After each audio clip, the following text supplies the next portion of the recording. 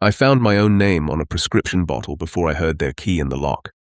I took the job because the elderly couple next door asked like it was a small favor: water the plants, bring in mail, stay the nights. They handed me a ring of keys and a printed list, and the list felt more like rules than reminders. When I said I would do it, the husband squeezed my shoulder and said, "You are reliable." The wife nodded and said, "We trust you." The first night passed with normal sounds: the refrigerator cycling, the furnace clicking, the cat sliding under the sofa whenever I moved. I heated leftovers and watched their television on low volume. Before bed, I texted that everything was fine, and they replied, "Thank you, sleep well." I tried to sleep in the guest room, but I kept noticing how the hallway light switch had tape marking the exact up position. The next day, I worked at their dining table and kept seeing notes taped to cabinets in neat block letters. Lock back door, turn porch light on, feed cat at 6. It felt like they expected mistakes or wanted proof that steps were followed.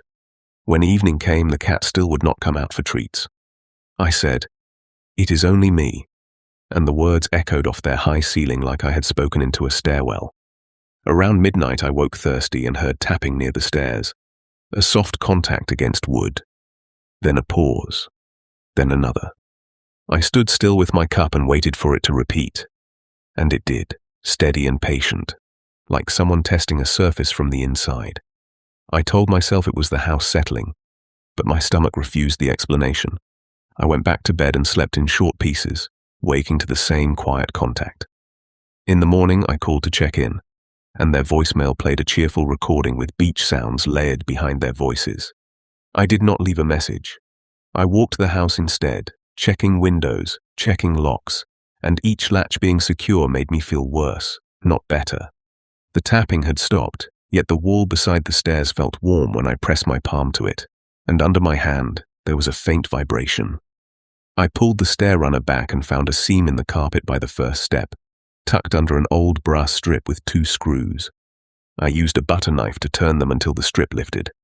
A square of plywood shifted with it, and a dark opening showed beneath the stairs. I sat on the second step and aimed my phone light down, expecting dust, maybe boxes, but the beam landed on plastic bottles stacked in careless rows. They were prescription bottles, dozens of them, clean caps, fresh labels, and the name printed on every label was mine. I picked one up and saw the pharmacy by my grocery store, the date from last month. I grabbed another and another, and the dates marched back week by week. My hands shook, and the light jittered across the pile. Behind the bottles were torn envelopes with my address, and scraps of receipts I recognized from my trash. I backed away and my shoulder hit the banister, and the tapping started again from inside the opening, not random now, slow, then fast, then slow, like a signal. I stared into the dark and said, "Hello." The tapping stopped. From the living room came a small creak, like weight shifting on a floorboard. I stood up without replacing the plywood and walked toward the front door, moving like I belonged there, even though my chest felt tight. The deadbolt turned easily, but the door would not open, as if a hand held it shut from the other side. I leaned closer and heard a faint click, the sound of a key turning. I stepped back and said, "You are supposed to be away." The lock released, not by my hand, and the door opened a few inches before the chain caught. Through the gap, I saw the husband close enough to smell his aftershave, eyes fixed on mine. He spoke softly, like he was calming a startled animal. We came back early. Behind him, the wife stood with her purse held in both hands. We missed our home. I kept my palm on the door and felt the chain strain. I said, "Please leave." The husband tilted his head and said, "You have been doing so well." The wife lifted the purse a little, and the weight inside pulled it down again.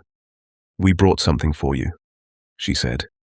I ran for the back door and the cat burst from under the sofa and streaked past me, nails skittering on the floor. The back door had a second lock I had not noticed, a small slide bolt high on the frame. I reached up and my fingers slipped, and behind me the tapping under the stairs turned into a steady thud, like someone pushing against the plywood from below. In the front hallway, the chain snapped, and their footsteps came fast toward the kitchen. I grabbed a chair and drove it into the glass of the back door until the pane fractured and gave way, and pieces scattered across the tile. A shard cut my forearm and pain flashed up to my elbow. I shoved my arm through the opening, slid the bolt, and kicked the door open. I stumbled onto the porch and ran across the yard, hearing the husband call, "Neighbor," like it was a leash. Behind me, the thudding stopped, and the house went quiet.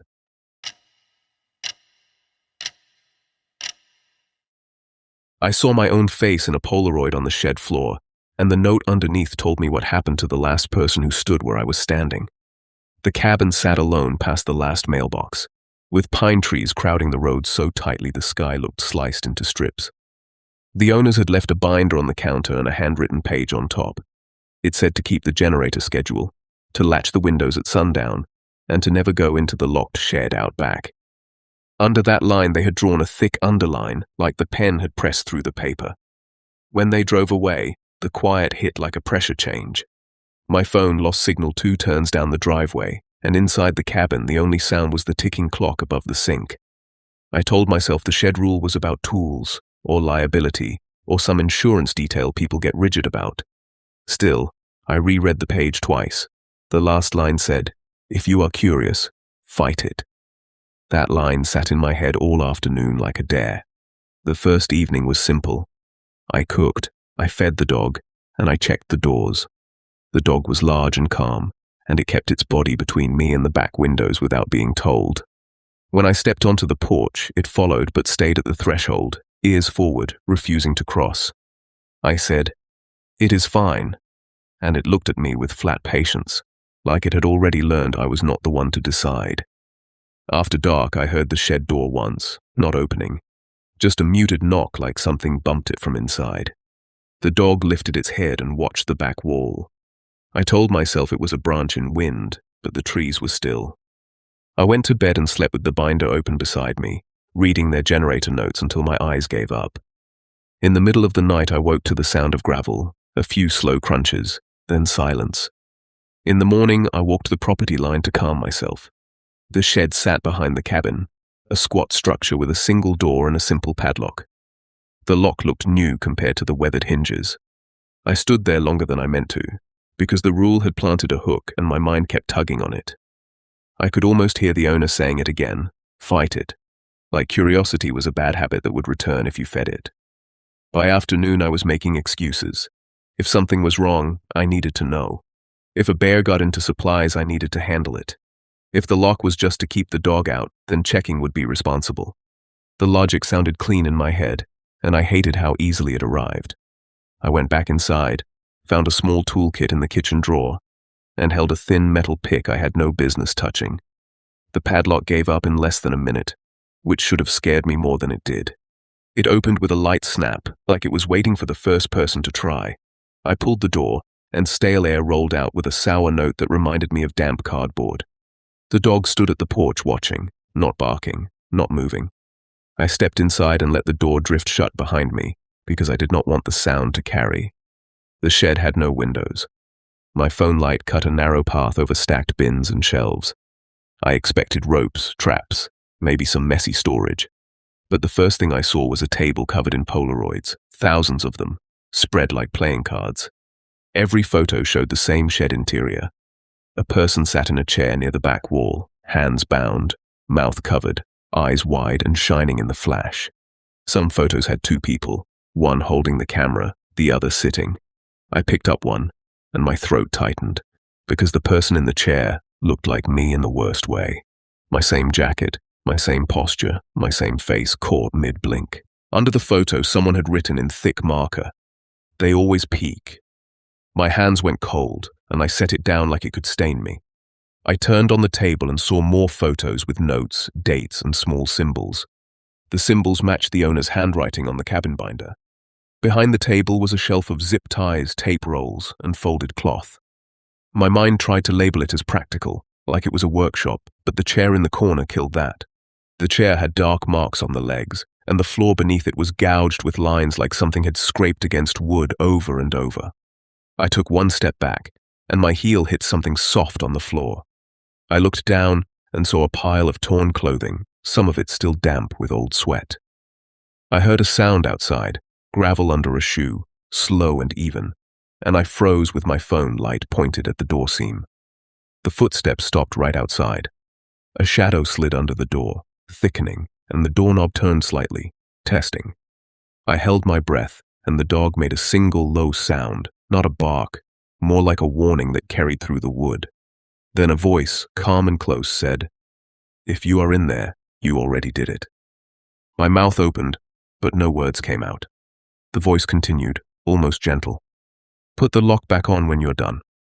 I stared at the padlock in my hand and realized I was holding proof. I moved toward the shelf instead and grabbed a heavy wrench, gripping it with both hands like a handle on sanity. The door shook once, a firm push, and the latch rattled. The voice sighed and said, "You always think you have time." I swung the wrench into the door hinge bolts until the metal rang and the vibrations shot up my arms. The door moved a little, enough to show a sliver of daylight. I shoved my shoulder into it and forced it wider, and the padlock clattered to the ground outside. A figure stood there close, so close I could see the pores on his cheek, and he wore a hat pulled low. In his hand was a length of rope coiled neatly. He did not smile, he just stepped forward. I bolted past him and the rope snapped out, missing my jacket by inches. I ran toward the cabin and heard him jogging behind me, not sprinting, steady like someone who knew the path and the distance. The dog finally left the porch and met me at the steps, body low, teeth bared, and it slammed into the man's legs with full weight. He staggered and the rope fell. I grabbed the dog's collar with one hand and yanked it toward the open cabin door, dragging us both inside. I slammed the door and shoved the table against it, then locked the deadbolt and braced my back to the wood. The dog paced with stiff legs, panting, eyes fixed on the windows. Outside, footsteps crossed the porch, slow now. The door handle turned once, then twice, and stopped. The man spoke through the door, his voice still level. "You can sit tight, but you still have to sleep." Then he walked away, and the crunch of gravel drifted into the trees. I stayed awake until the generator alarm beeped. Then I realized I had no signal, no car keys of my own, and a schedule that required me to step outside. The binder on the counter lay open to the same handwritten page, and my eyes landed on the last line again. It did not feel like advice anymore. It felt like a confession. I found a pen, flipped the page over, and wrote one sentence in my own shaky letters, hoping someone would see it later. I peeked.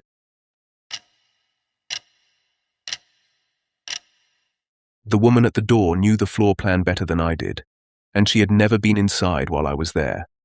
I agreed to house sit for a colleague because the timing lined up with a quiet week and the pay covered my rent. The instructions were short and friendly: water the plants, feed the fish, do not touch the locked office, and enjoy the place. The house sat on a corner lot with a wide porch and too many windows. When I arrived, the key worked cleanly, the alarm disarmed, and the place smelled like citrus cleaner and cardboard boxes that had not been unpacked. The first evening I settled in with leftovers and a movie I barely watched. I kept noticing details that felt paused, like a jacket left on a chair, shoes by the door that did not match each other, and a half-folded blanket on the couch. It felt like someone had stepped out mid-motion. I told myself people leave in a rush all the time. I locked the doors and went to bed early, listening to the house breathe around me. The knock came at midnight, not loud, not soft, a steady pattern that did not ask for permission. I checked the peephole and saw a woman with tangled hair and a jacket too thin for the weather. Her eyes stayed on the door, not the window, like she knew where to aim them. I cracked the door and kept the chain on. She leaned in and said, "You need to listen because I do not have much time." Her voice sounded tired, not frantic. She said she was the owner, and that she had been forced out months earlier by people who forged paperwork and changed the locks while she was away. She held up a folder and slid it toward the gap. Inside were court papers with stamps and dates, and a photo of the house from the street with a notice taped to the door. She said the police had been slow, and that she came back at night because the people inside left then. "They are gone now," she said. "They leave things." I told her I was house-sitting and that the owners were away. She shook her head and said, "They say that." She pointed toward the stairs behind me and said she could tell someone had been living there by the way the lights sat. I did not like that she noticed that. I told her I would call the colleague. She said, "They will not answer," and tapped the folder. "These numbers are dead." Her hand shook when she did it, The lights flickered then, a brief dip like the house had blinked. The woman flinched and leaned closer to the door. I smelled old smoke on her jacket and something sharp like ink. From upstairs came a soft scrape, then another, like furniture being adjusted. I said, "No one is here." The words sounded weak even to me. She looked past my shoulder and said, "They never leave everything." Her eyes tracked a movement I could not see. I closed the door and slid the chain free, letting her in because the hallway felt exposed, and the sound upstairs grew heavier. She stepped inside without asking and moved straight toward the kitchen, checking corners like she was counting exits. She spread the papers on the counter and pointed to a stamp, then another. "This house was seized and returned," she said. "They appealed and lost." I asked how she got the key. She said, "They did not change every lock." We heard a door upstairs close, slow and controlled. The woman stiffened and whispered, "They are back early." I asked who they were. She said, "The people who call themselves owners." She motioned for me to stay low and moved toward the stairs, placing her feet carefully. I followed because being alone felt worse.